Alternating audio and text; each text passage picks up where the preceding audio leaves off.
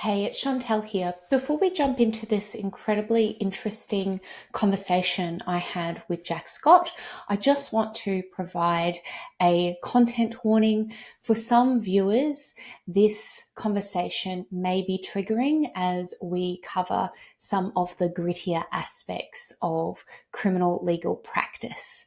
So, listener discretion is advised. Now, onto the show. Yeah. And that's fair. Vicarious trauma is absolutely a thing. I was a broken individual. I'm even more fundamentally broken now, thanks to my life dealing with criminals. Welcome to the People in Legal podcast. This is the Law and Beyond show, taking you through all aspects of the legal universe that is law, technology, education and compliance, and academia. I'm your host, Chantal McNaught, and on today's show, I have a special guest, Jack Scott. Jack is a senior prosecutor with the Queensland Police Service. Think the law part of Law and Order, but in southeast Queensland, so likely to be much more interesting than the US legal drama. Jack has been practicing criminal law for most of his legal career now and has had some high-profile cases, such as the TikTok influencer who was accused of poisoning her 18-month-old daughter for views. This show is obviously about the legal universe, and an important aspect of it and the legal profession is the rule of law. Jack's experience and his quirky sense of humour in all things yuck in our criminal justice system seem to be a pretty good match in unveiling this aspect of legal practice. I've known Jack since we did High School Musical together. I think it was Beauty and the Beast, where I learnt that Jack is also legally blind.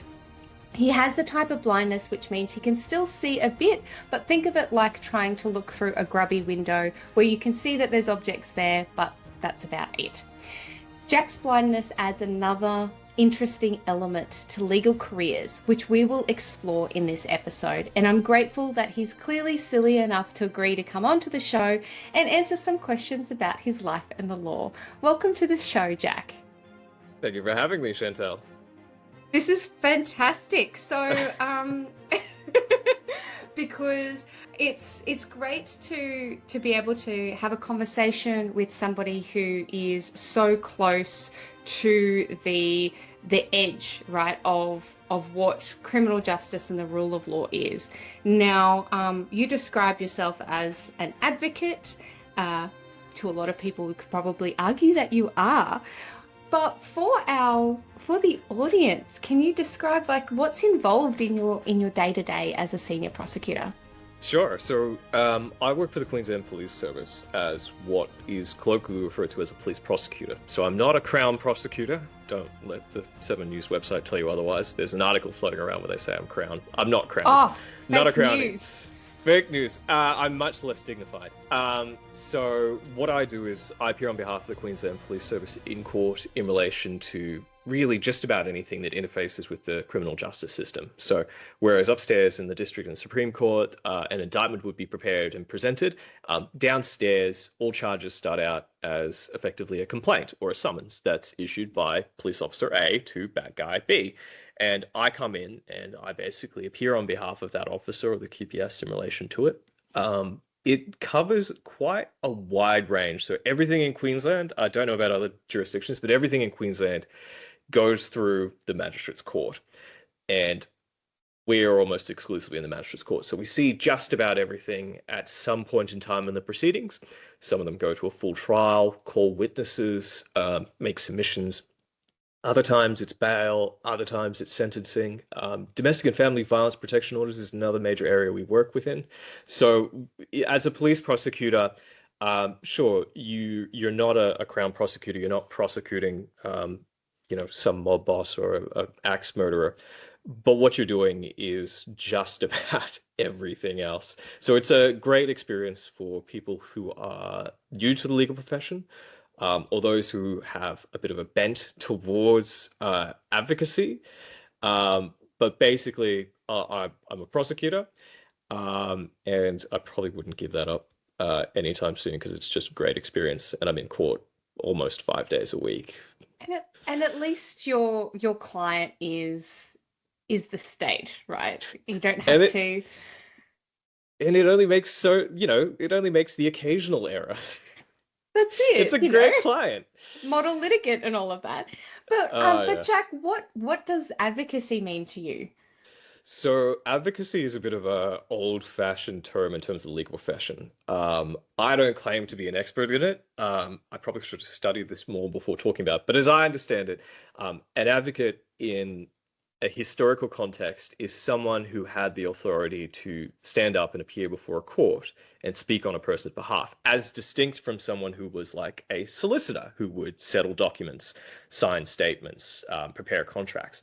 So advocate really means someone who is in court and has that authority or that right to appear. In Queensland and in Australia, and I'm sure New Zealand's very similar, um, the breakdown, it's not as much of a breakdown anymore. It's the two roles have sort of merged. Now everyone's just a legal practitioner with some exceptions. So I'm technically a government legal officer. I was admitted as an Australian legal practitioner, and by right, when I'm employed by a government agency to do legal work, I am technically a government legal officer. And that's how I appear. But my right of appearance in the higher courts is because of my admission. Um, there is still the bar, obviously, and those who are barristers. That's something I'm studying towards. It's a big deal. It should be a big deal uh, because the benefits of being an advocate or the benefits of being someone who has the right of appearance in court is you get to have a say. And what you say is binding on you, your party, or others, save for very limited circumstances. So everything you say carries with it some level of authority. And as I was trying to figure out the saying, which I've missed for ages, but in essence, a punter makes a comment, a solicitor or a barrister makes submissions, which is a really corny way of saying that you hold some authority in terms of what you're telling the court, and the court is entitled to act upon it. So that, in my mind, is what an advocate is. Whether or not that's literally the case anymore, you'll have to check someone with a law degree. Very cool. I'd hope that our opinions do merit for something because we both have law degrees in here.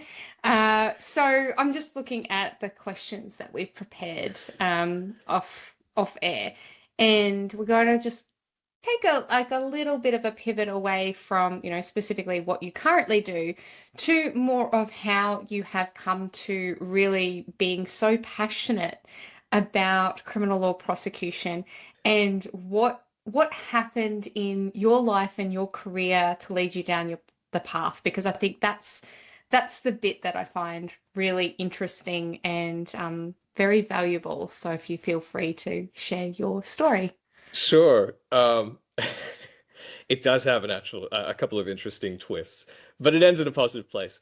So, as you mentioned at the top, I am legally blind, severely visually impaired, depending upon time of day, lighting conditions, type of contacts I'm wearing.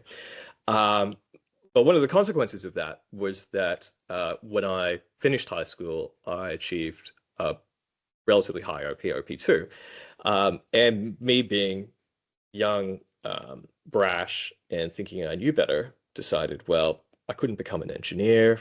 My father and my grandfather are engineers. I can't drive out to a mine site. I don't have a driver's license. That work will never do for me. Okay, what's next? Well, I can't be a doctor.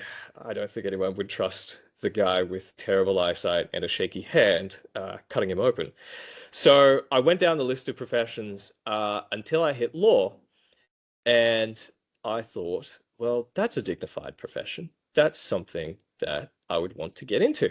And at that stage, I'd had some minor successes with oratory and mooting.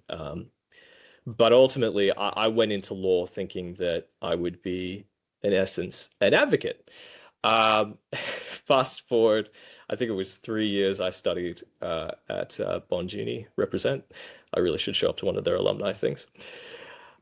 I really didn't enjoy study. It was wholly different to me to high school. And at that point in time, I really learned a lot about myself in terms of the limitations of my eyesight, just in terms of day-to-day operation. So that was sort of marked a time in my life where I really drifted along, coasted, not sure, really sure what I was going to be doing with my life. Graduated, nothing flash. Then looked for a job, I think, for about 12 to 18 months after doing PLTs. Coincidentally, love practical legal training. And started out as a solicitor, I think, out in Billwheeler. Did that for about 2 years, came into Yeppoon, did that for about 2 years, and really, really didn't like it. Did not like being a solicitor, did not like general practice. Um, and at that point in time, this story comes around to a happy ending, but um, at that point in time, I basically left my job, not on great terms. It was a total crash out. Couldn't bring myself to really face it anymore, and was going to crash out from the law entirely. And in fact, I was quite happy about that. I thought that was the best decision I was going to make. And then I spent, I think it was about a year and a half, literally just floating around doing nothing, which sounds miserable, but I just built a house, I just got a dog, and I basically lived my life randomly for about 18 months. And then I moved down to Brisbane, which was a fantastic choice. For anyone who's working in the regions, I'm sorry. Hop on a plane, come down to a major city center. It's just better for job opportunities. Um, and I started applying for jobs in line with what I thought I liked about the law on an off chance, which was criminal law, advocacy, and trials. Exciting. Call witnesses, make submissions. Um, and I failed miserably at that for about 6 months trying to find a job. I found another job in probity and procurement as a consultant, which I thought was not great, but much more interesting, pays well enough, very flexible. And I had one last job interview left out at Ipswich. I wasn't going to do it, except for the fact that my dad was heading out that way that day anyway. And he said, "Oh, well, come on down." So I went to that interview, did not think too much about it. By that stage, I'd given up, made a different choice in my life, and I may or may not have just absolutely, I don't know how to describe it. I thought I was the funniest person in the room when I pointed out that the questions were ridiculous and no criminal or prosecutor was dumb enough to go and look up their system to find out who's dating someone else. And because it's the sort of questions they ask to be like, hey, you're going to have access to everyone's information. Can you be trusted with it?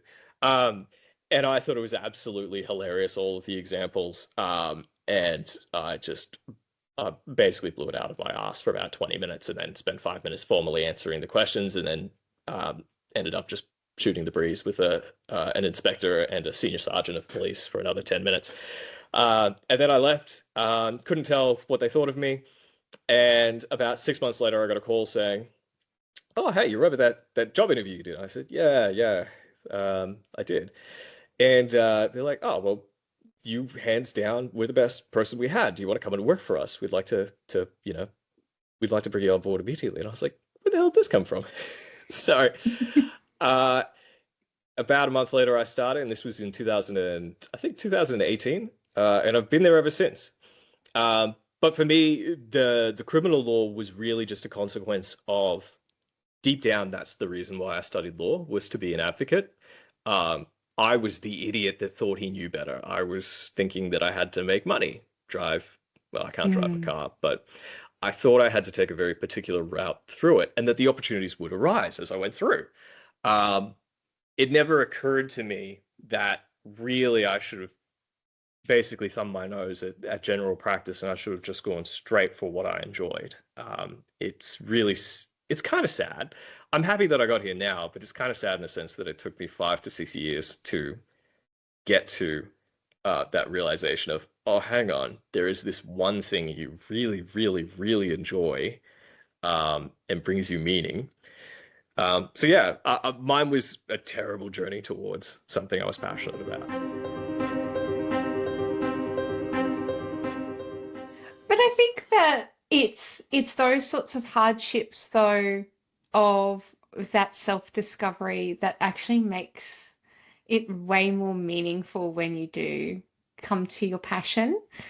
And like it resonates quite a lot, your story, because, you know, I left private practice completely. I went into legal tech. So, you know, I just went, you know what, I'm just going to just completely throw myself into the nerd camp, where I belong, and coming out the way through doing this thesis and having great conversations with all these people in legal has really opened my eyes to the fact that it's a profession that is so broad and so wide and requires experimentation, because you don't know. A lot of people go into law not really knowing what they want to do. Like, it's a smart kid trap, right? Oh, it's worse than what it used to be. It's worse than an arts degree now. It just sucks people in, and there's certain like regimented pillars of law you have to study. It's not a pick your own adventure. You get indoctrinated, so to speak, into a way of thinking. But never along the lines do they say, "Hey kids, 21-year-old, 22-year-olds, they're still kids. Um, Go outside, go like walk around and figure out what you want to do.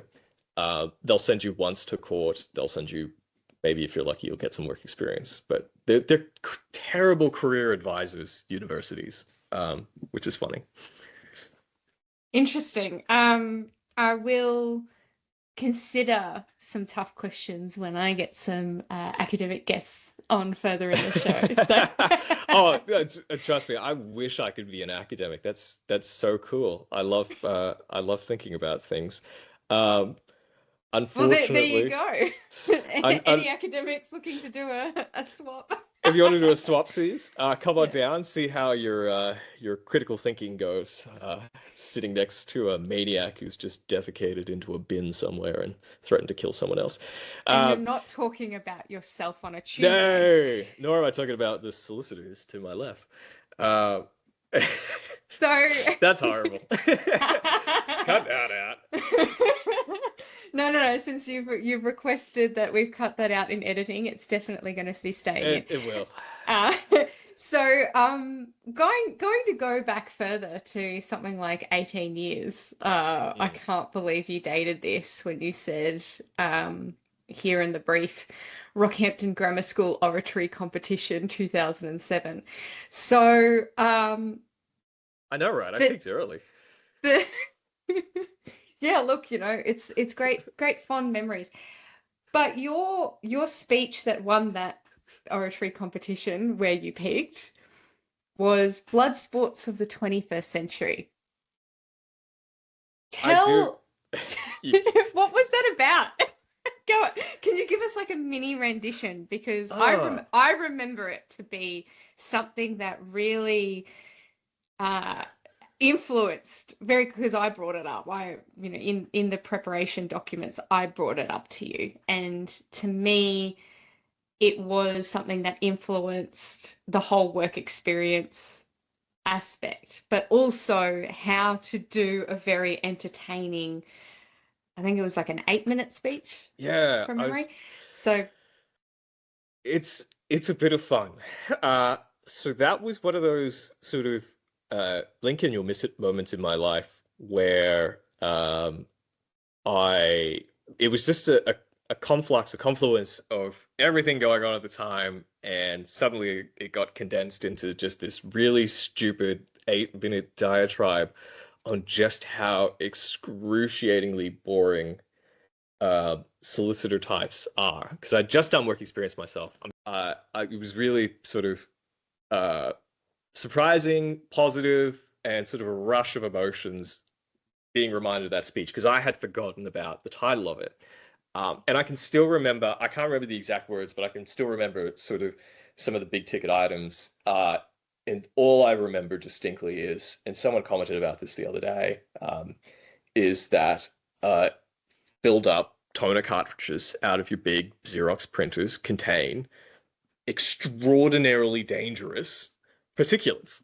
It causes cancer. It's explosive. I'm pretty sure it auto ignites at a certain point, but it's this most ridiculously dangerous substance in a small receptacle inside of an office that could not care less about the vicissitudes of life and how dangerous things are. So, when I did my work experience at Resar and Sydney Jones, and again, I should have picked this up as a warning sign, I found it extraordinarily boring. And all I could think about was the toner cartridge filled with that incredibly toxic, violent stuff, and just how dangerous this boring, mundane profession truly was.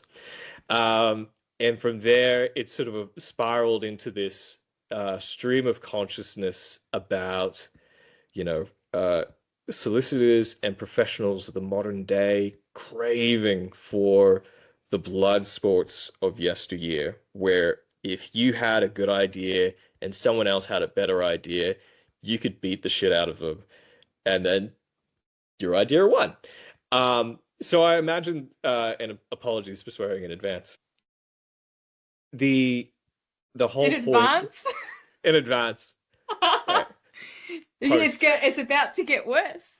It's probably gonna get worse. So, it basically spiraled out of control from there. So this idea of how dangerous this profession is in terms of doing, going into combat against other members of society, people sitting in small air-conditioned rooms, imagining themselves the gladiators of yesteryear, sending what is effectively, to their mind at least, not a letter, but delivery of a nuclear warhead to some other random solicitor, probably the town over, about how they're wrong and you're right. And they went home and women threw themselves at them, and or men, I don't choose. And so it really was just that, riffing on society and pointing out sort of the ridiculousness in terms of what we all want to be, what we all imagine ourselves being, but also that stark realization that in reality, we're not as cool as our ancestors. We are ridiculous. We always have been. And And I thus, wish I, yeah, sorry. oh, sorry. That I was going to say that thus we are descending into the chaos. Well, it's sort of funny because it comes back around in waves, doesn't it? When you have one of those like fever dream moments where you're like, suddenly everything makes sense. We are stupid. Well, I had that conversation with my PhD supervisor last week, and I said, "Is it meant to feel like I'm going around in a spiral?" And she said, "Yes." And then So they said, thank you. yeah, it's like, great, I feel affirmed now. Let's get talking about whether I should use tolerance or toleration as a key word in this. And but it is all a little bit ridiculous, but and it kind of reminds me a little bit of, I saw a presentation last year at an academic conference by an academic that I'm trying to remember his name, Professor Peter Goodrich. And he did this brilliant, I'm going to call it brilliant. He's very self-effacing, but his abstract was incredibly dense. Like, think Hegel, think Marx, very like you're reading it. There's some kind of alliteration on, 4-syllable words that you have to look up that haven't been used since the 18th century, kind of abstract, and you're reading it and you're going, okay, what's this keynote going to be about? And then he comes on stage to do the keynote and he's dressed as a clown. Well played, And good sir. and the whole point of the presentation is to talk about the role of law and academia in having that juxtaposition between the gravitas, the gravamen, and bringing levity, the lightheartedness, into all of that play. And so it is that light and shade of life, I think. And there we go. We thought that I guess I can hold my own in my own like wanker moments. So Look, it's really important to have those because if you don't try to be a wanker, how do you know whether or not you are, in fact, a wanker? that's all right. Who You gotta was have it? those. Uh, was it a deep cut from the 90s? Who Dares Wins? Great Australian TV show. Oh, Um, fantastic. Wow, what a blast for the past. That Jeez, I know. yeah, when you win $50, like oh, so good. Oh, dude. We're almost out of time, but before we get to our last segment of the show, the I'm going to just briefly talk about the AI buzz that's going around because there's heaps of technological innovation and it's going to be interesting taking your perspective because I think you actually might have introduced me to IRC back in the day, or like Ventrilo, or and we would like gaming and being nerds and that kind of stuff. Good old Dark So Star LLC. I wonder if they're still in existence. yeah, I'm sure they've and been sued by now. Uh, so do you think with all of the AI and tech and all the conversations that are inevitably happening on LinkedIn, should we expect cyberpunk, like from your perspective, coming from the criminal justice system, dun, dun. I have a bit of a unique view in the sense that I don't think we're ever going to go cyberpunk. If we go cyberpunk, it's probably not because of the technology. It's probably because we're just terrible people and we're trying to end ourselves. But in terms of technology, we're starting to see it now, which is my voice, it goes high. Um, it's it is starting to manifest itself in a couple of unique ways, and it's kind of like the same way that if you stuck a 16-year-old in a room, in the old days, if you gave them a cassette tape, they'd record stuff. You gave them a video, gave them a computer, they'd start to program things and build stuff. And now the tool set for the younger generations and those that are adolescent and learning is, hi, there's this box where you type words into it, and it will create a 5 or 10-second video that is relatively compelling. And of course, what do people do with Pandora's box? They immediately open it up and they push it directly to the limits. All of which is a funny way of saying a very sad point, which is artificial intelligence absolutely will make its way into criminal offending. We're not fully on top of it yet in terms of how we want to treat it, but in terms of the two big ones are revenge porn and child exploitation material, neither of which I need to go into any more detail because I've learned from speaking with others. People start telling me to shut up when I start telling them about this sort of stuff. Yeah. And that's fair. Vicarious trauma is absolutely a thing. I was a broken individual. I'm even more fundamentally broken now, thanks to my life dealing with criminals. But what we're seeing is accessibility to tools that are able to generate images and materials that are wholly abhorrent, and by any standard, their possession is criminal. So I am concerned in terms of how we deal with that, whether or not we need further codification in terms of offenses involving it. Currently, in terms of the CEM, that's more or less covered off by the legislation because they cover off on everything for good reason. Once you start going down that rabbit hole and seeing a lot of the issues behind it and sort of the industry it props up and all the rest of it, you suddenly realize that, yeah, this has to be managed very tightly. So my concern is that AI is generally just has the possibility of just completely blowing those two topics wide open when you have 16, 17, 18-year-olds as well as 40, 50, 60-year-olds able to effectively generate from their desktop criminal material, the possession of which is an indictable offense and capable of receiving periods of imprisonment. So from that starting point, I think we will see AI used in other criminal offenses. That's the miserable part of AI. On the other side, and you probably have some experience with this, is the text iterative generative AI that produces words and sentences that sound better than what you would write normally. And we're starting to see more lawyers take that up, as I understand it. I can see you're nodding there. Yes. Yeah. There's actually a website that's like a AI hallucination tracker, which is it's a little bit biased towards the English speaking world, because it's crowdsourced and the person's created it is English speaking, so that kind of checks out.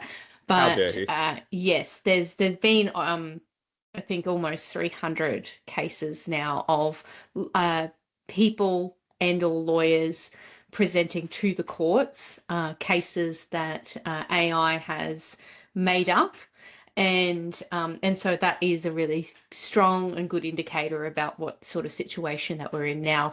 I'm not going to make a values judgment about that phenomenon because I think it deserves its own episode, don't you think? It does. It's an absolute rabbit hole.